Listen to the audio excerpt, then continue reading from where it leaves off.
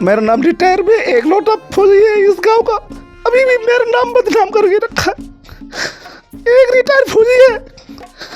मैं सरकार से मैं कहना चाहता हूँ, मेरे गांव में क्यों नौकरी भी नहीं है, कुछ भी नहीं है। अब ये प्रधानमंत्री तक जाना चाहता है। मैं चाहूँगा कि मैं चाहता हूँ प्रधानमंत्री तक हमारा गांव का आवाज को पहुँचा दो आप लोग का माध्यम से। मैं भी भारत का माध्यम से, हम भी भारतीय है।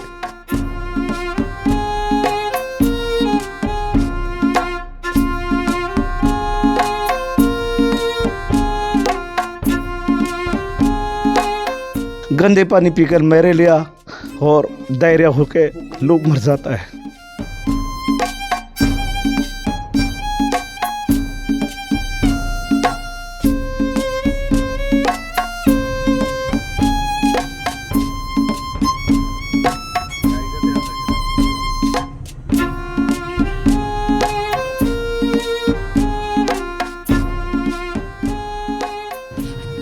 यह अक्सर कहा जाता है कि दूर के ढोल सुहाने होते हैं।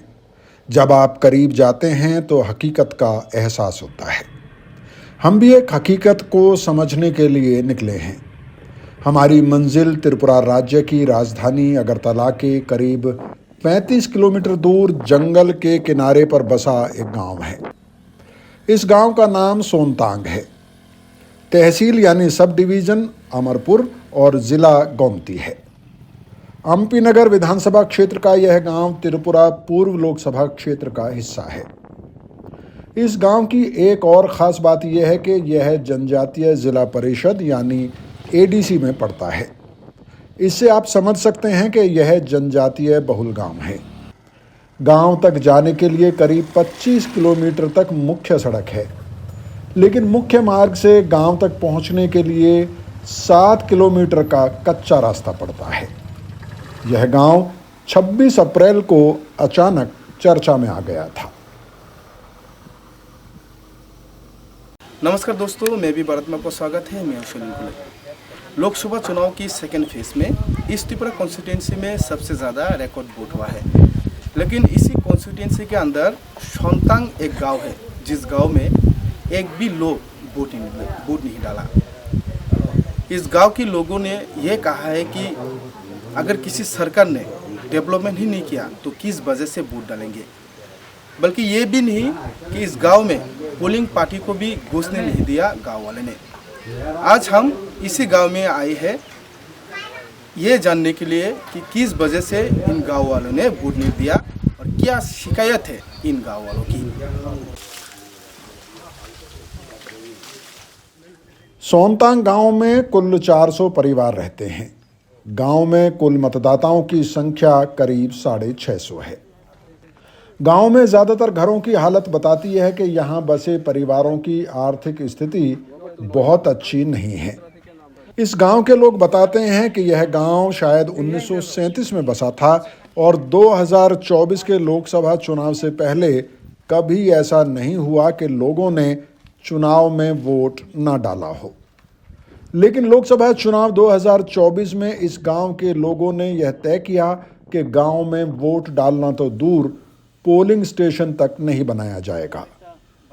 एक के बाद एक गांव के लोग कहते हैं कि वे हालातों से इतने थक चुके हैं कि इस बार उन्होंने तय किया कि लोकसभा चुनाव का बहिष्कार किया जाएगा।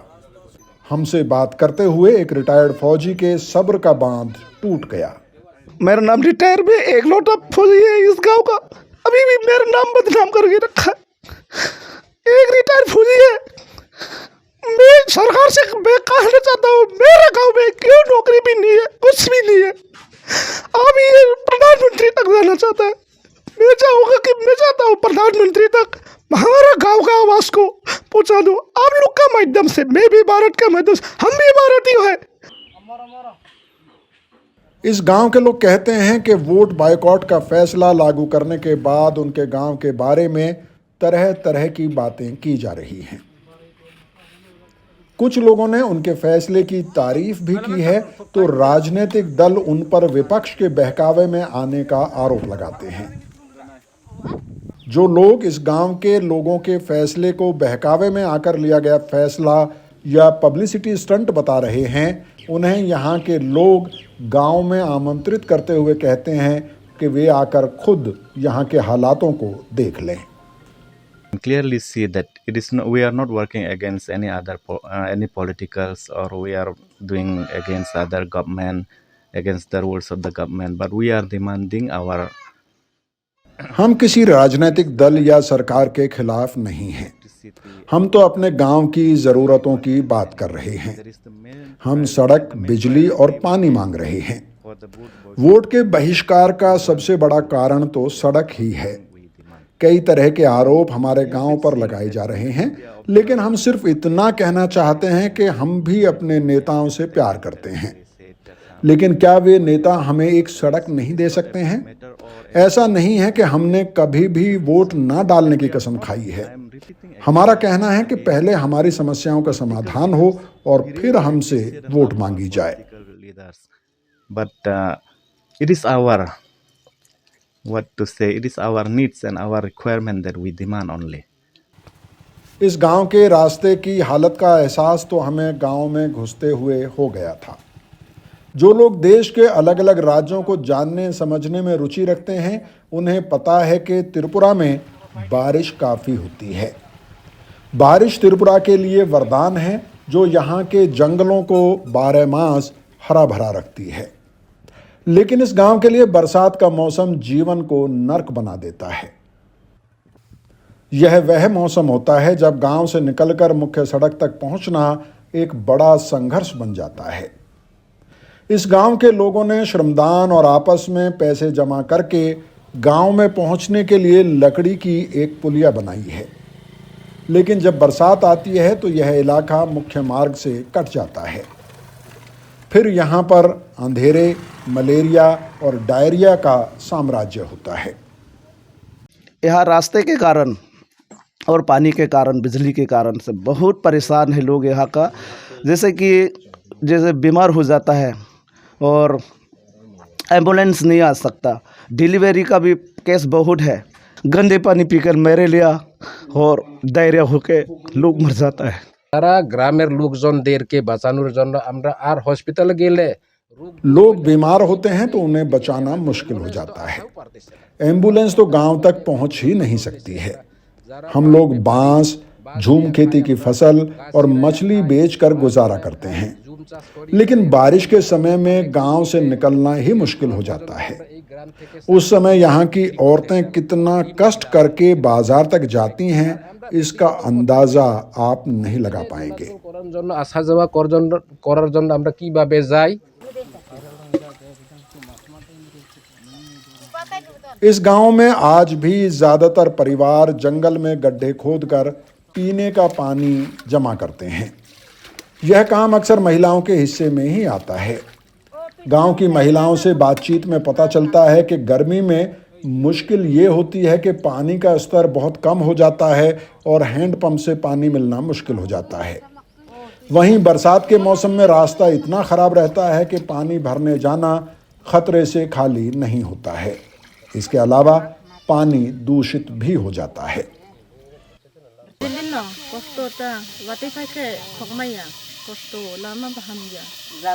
बारिश के समय पानी के लिए काफ़ी मुश्किलों का सामना करना पड़ता है, क्योंकि बारिश में रास्ता बहुत ख़राब हो जाता है। गांव में जो पंप है वह गांव के लोगों ने मिलजुल कर पैसा जमा करके लगाया है।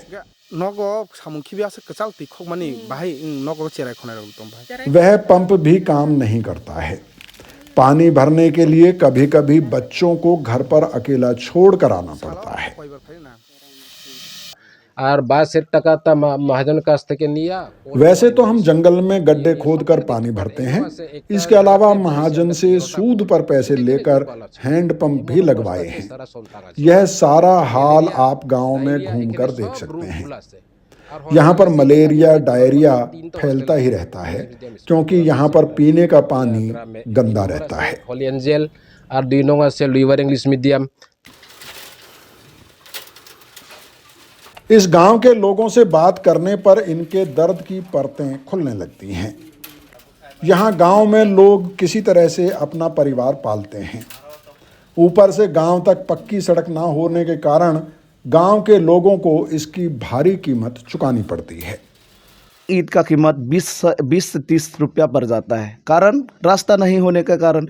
एक बाजार ईंट भट्टी से लेकर के यहाँ तक आने के लिए गाड़ी का खर्चा और ईंट का मिला करके 30 रुपया एक ईंट का पड़ जाता है। एक सीमेंट का बोरी का दाम 600-700 रुपया पड़ जाता है। हम कैसे डेवलप होगा फिर इधर।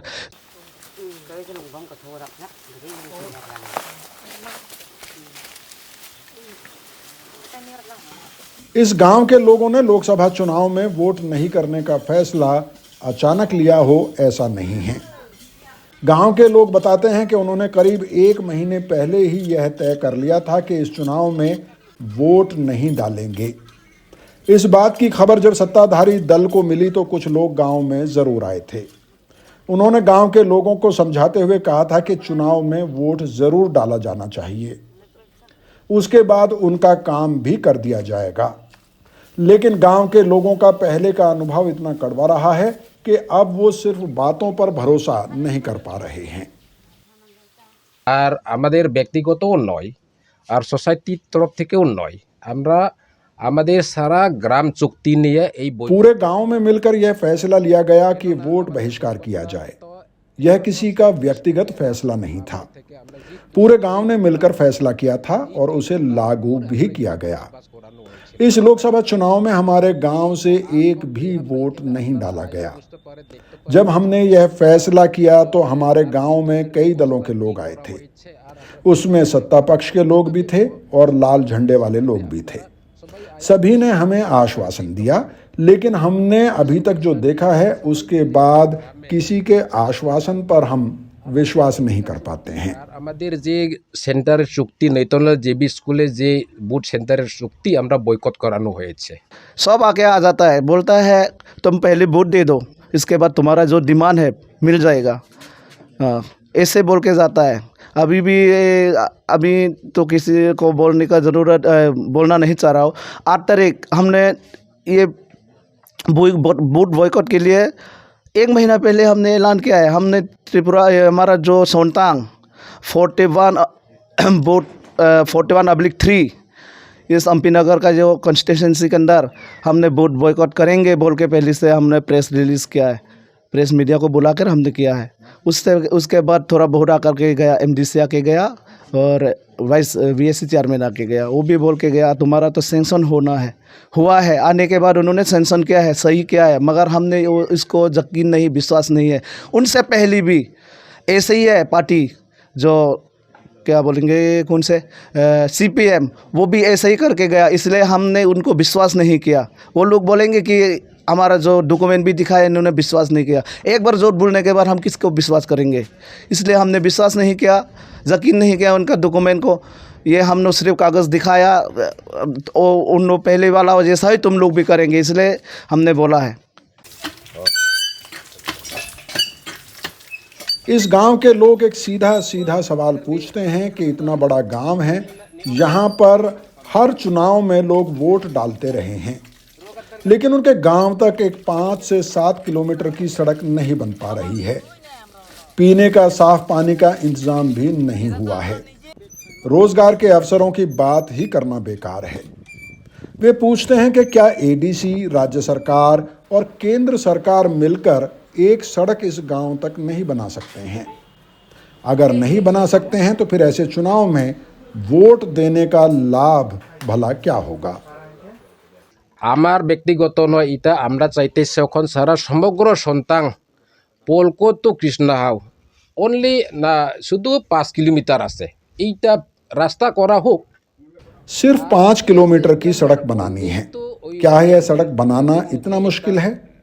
पानी के लिए 2 पंप सरकार ने लगाए हैं, उसके लिए हम सरकार के आभारी हैं, लेकिन दोनों ही पंप में से एक का भी पानी हमें नसीब नहीं है।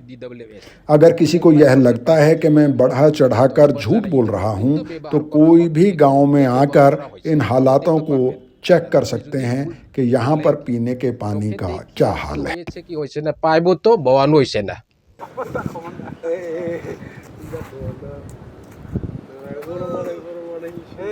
जैसा हमने पहले बताया कि यह गांव एडीसी एरिया यानी स्वायत्त जिला परिषद में आता है, तो हमने सोचा कि क्यों ना एडीसी सदस्य जो इस गांव का प्रतिनिधित्व करते हैं उनसे भी प्रतिक्रिया मांगी जाए।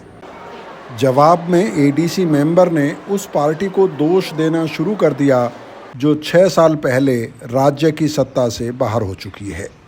नरेंद्र मोदी जी फिर से प्रधानमंत्री जब बनेंगे तब हमको लगता है कि हमको ये जो समस्या है वो समाधान हो जाएगा। तो लेकिन ये ग्रासरूट लेवल में क्या होता है कि वहाँ पे एक अगवा फैलाया गया,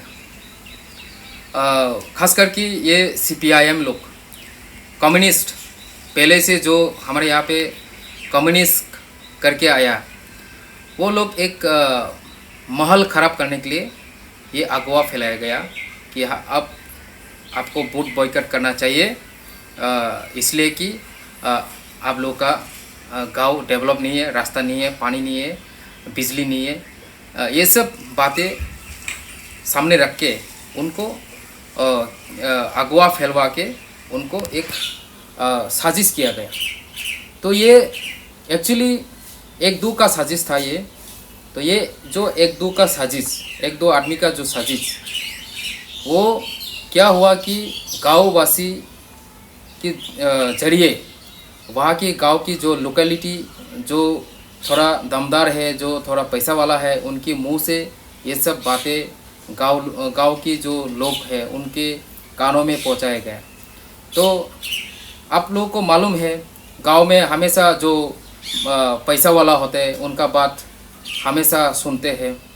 तो ये जो संतांग, सिर्फ संतांग ही क्यों, ईस्ट कॉन्स्टिट्यूंसी को लेके छोड़कर आप साउथ में जाइए, जो पश्चिम में हमारा पूर्व मुख्यमंत्री जी ने खड़े हुए इस बार, विप्लव कुमार देव जी, उनका जो वोट परसेंटेज भी कम है। तो वहाँ पे भी बहुत सारे जगह पे वोट बॉयकॉट हुआ, तो ये न्यूज़ में नहीं आया। लेकिन ईस्ट में ये सब पब्लिसिटी में लगा है, क्योंकि जितना भी सोशल मीडिया में जितना भी अभी काम कर रहे हैं, कुछ छोड़ के ज़्यादातर ये लोग CPIM का बैकग्राउंड है।